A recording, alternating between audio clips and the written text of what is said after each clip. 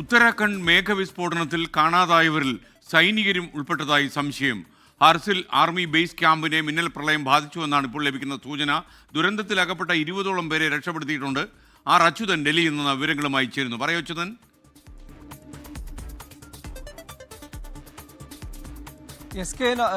രാജ്യത്തെ തന്നെ ഞെട്ടിച്ച ഒരു മേഘവിസ്ഫോടനമാണ് ഉത്തരാഖണ്ഡിലെ ഉത്തരകാശിയിൽ ഉണ്ടായിരിക്കുന്നത്. ഒരു ഗ്രാമത്തെ തന്നെ തുടച്ചു നീക്കുന്ന തരത്തിലേക്ക് ഒരു മിന്നൽ പ്രളയം ഉടലെടുക്കുകയും നിരവധി പേരെ കാണാതാവുകയും നിരവധി വീടുകൾ ഒഴുക്കിൽപ്പെട്ട് പോകുന്ന ഒരു സാഹചര്യമുണ്ടായി. ഇതിന് പിന്നാലെയാണ് ഈ ഒഴുക്കിൽപ്പെട്ട് കാണാതെയായവരിൽ സൈനികരുള്ളതായും ചില സംശയം ഇപ്പോൾ ഉയരുന്നത്. കാരണം ഇതിലെ നിലവിൽ മിന്നൽ പ്രളയം ഉണ്ടായിരിക്കുന്ന മേഖലയിൽ, അതായത് ഹർസിൽ, അവിടെ ഒരു ആർമി ബേസ് ക്യാമ്പ് ഉണ്ടായിരുന്നതായുള്ള വിവരമാണ് ലഭിക്കുന്നത്. അവിടെ സൈനികർ ഉണ്ടായിരുന്നതായും അവരെ കാണാതെയായിട്ടുണ്ട് എന്നൊരു വിവരമാണ് ലഭിക്കുന്നത്. ആർമിയുടെ 14 രജ്പുത്താന റൈഫിൾസ് ആയിരുന്നു ഇവിടെ ഉണ്ടായിരുന്നത്.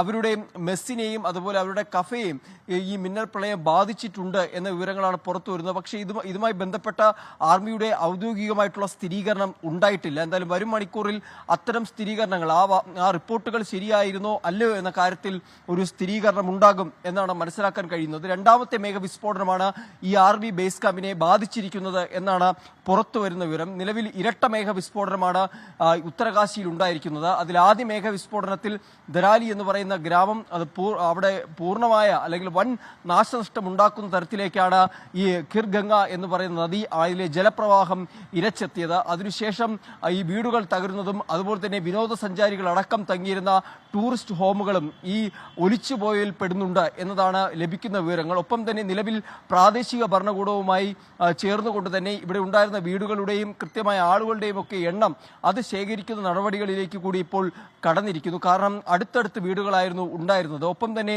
ഈ മഴയെ തുടർന്ന് അവധി പ്രഖ്യാപിച്ചിരുന്നതിനാൽ തന്നെ ഈ വീട്ടിനുള്ളിൽ തന്നെ ഒട്ടുമിക്ക എല്ലാവരും ഉണ്ടായിരുന്നതായുള്ള വിലയിരുത്തൽ കൂടിയുണ്ട്. എന്തായാലും മുഖ്യമന്ത്രി പുഷ്കർ സിംഗ് ധാമിയുടെ നേതൃത്വത്തിൽ ഒരു അടിയന്തര യോഗം ചേർന്നിരുന്നു. നിലവിലെ രക്ഷാപ്രവർത്തന സാഹചര്യം ഉൾപ്പെടെയുള്ള കാര്യങ്ങൾ പരിശോധിച്ചുകൊണ്ടാണ് ആ യോഗം ചേർന്നത്. രക്ഷാപ്രവർത്തനം സൈന്യത്തിന്റെയും NDRFന്റെയും SDRFന്റെയും ഒക്കെ നേതൃത്വത്തിലാണ് നിലവിൽ പുരോഗമിച്ചുകൊണ്ടിരിക്കുന്നത്. 20ലധികം പേരെ രക്ഷപ്പെടുത്തിയതായുള്ള വിവരങ്ങളാണ് പുറത്തു വരുന്നത്.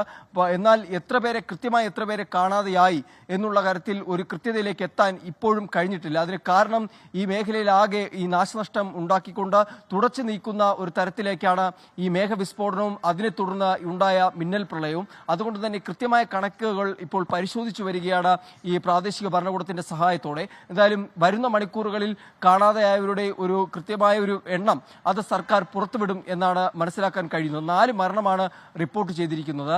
ഒപ്പം തന്നെ രക്ഷാപ്രവർത്തനം അത് ഊർജിതമായി തന്നെ പുരോഗമിക്കുകയാണ്. SK